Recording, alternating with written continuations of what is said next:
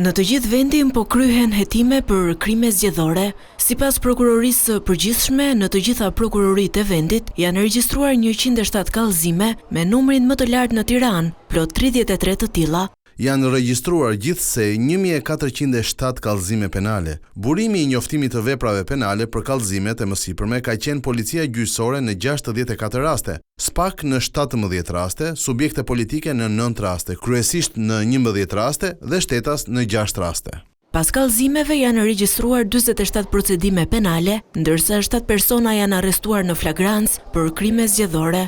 Nga kallëzimet penale të regjistruara është vendosur mosfillimi për 16 prej tyre. Janë arrestuar në flagrancë 7 persona për veprat penale në fushën e zgjedhjeve, 4 prej të cilëve në prokurorinë Tiranë, 1 në prokurorinë Elbasan, 1 në prokurorinë Lezhë dhe 1 në prokurorinë e Fierit.